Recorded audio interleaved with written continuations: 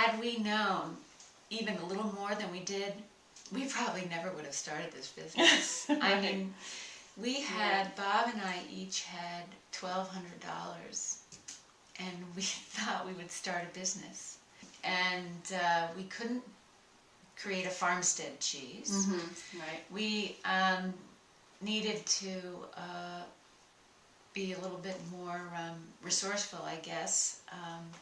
So we converted the milk house on the Don Hooper and Alice Pell's farm in Brookfield. Mm-hmm.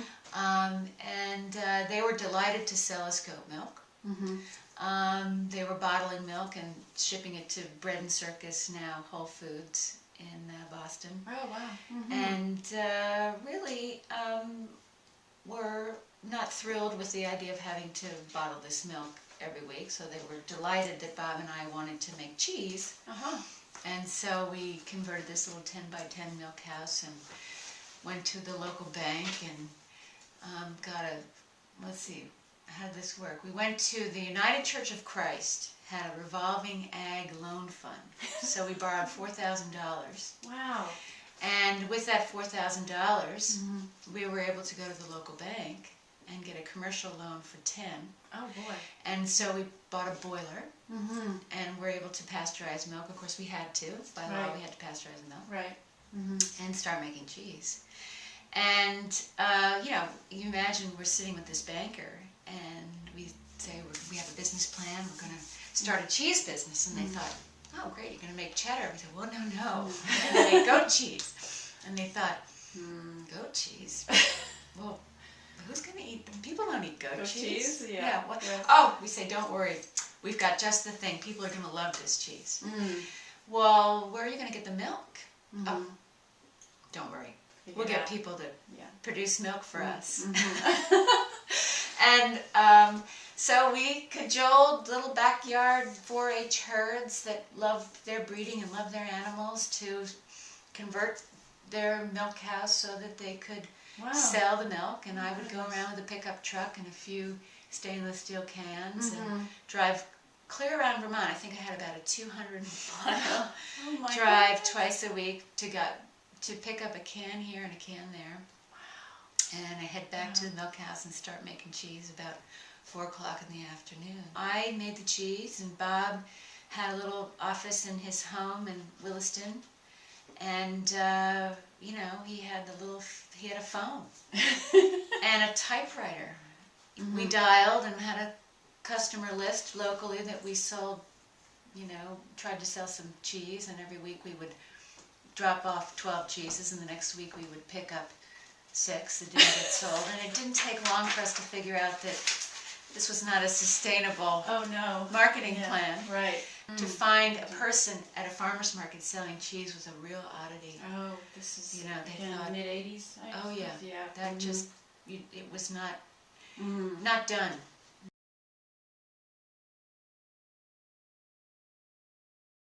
So, as we were going out of business rapidly, we realized that we needed to sell cheese to somebody who understood what we were doing and really targeted the chefs in New York and Boston. I mean, at the time, in the mid-80s, there was a terrific community of fabulous French restaurants that were really sort of the pinnacle of dining.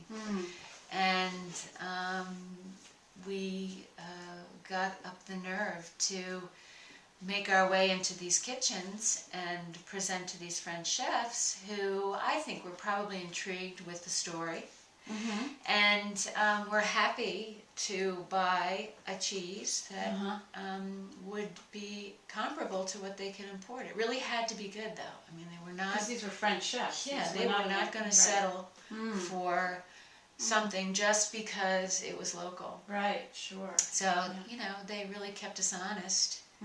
And helped us refine and develop an aesthetic that really, I think, helped us evolve our product line, you know, to this day. But So you would say that chefs saved your business? oh, for Sounds sure, like- yeah. absolutely. Wow.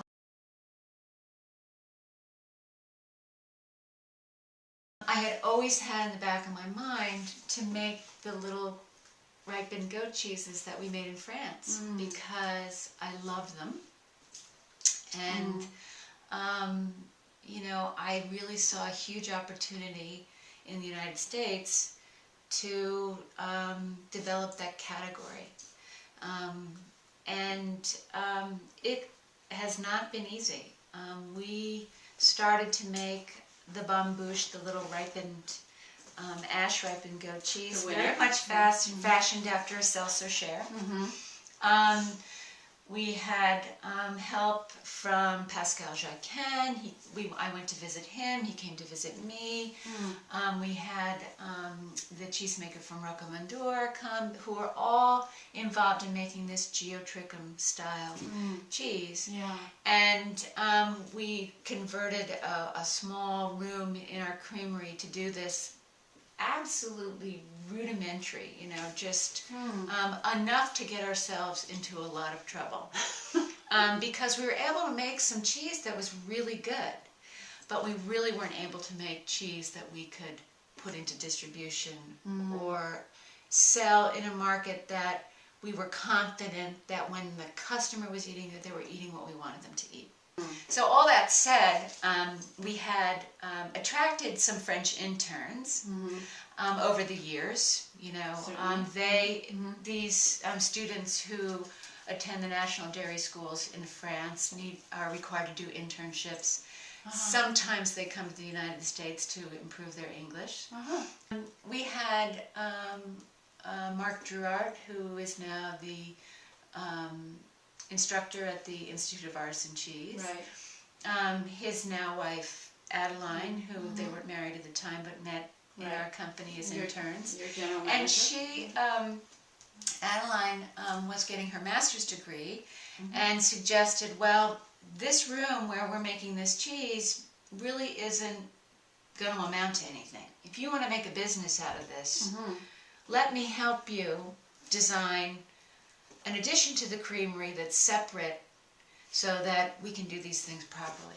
Have more control, climate control. Have more control. So she used this design project as her master's degree thesis, right? And it was a long process. It took us a year to design it. It took a year to finance it. And a year to build it. Wow. And then when we finally got there, I would say that it has taken us about 6 years to really get this cheese right. Wow, Yeah. 6 years. 6 years. 6 years. It has been very humbling experience. I think it was quite humbling for Adeline too, because she thought, well, you know, in school I learned this, and we'll follow this procedure, you know, and this technology, and we'll apply it to this, and we'll sell cheese the next week. Right. And Bob and I were sort of like, well, you know, it might take a little longer, but you know, we trust you. Yeah. But I think that what you find is that your milk's changing all the time. You know, seasonally, and just when you think you figured out something, the milk changes, and we had to really completely redesign the cheese over the course of this 5 or 6 year period.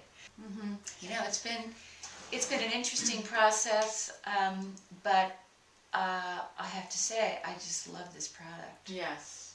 When people try it, they're surprised at how delicious it is compared to how kind of scary the cheese might look.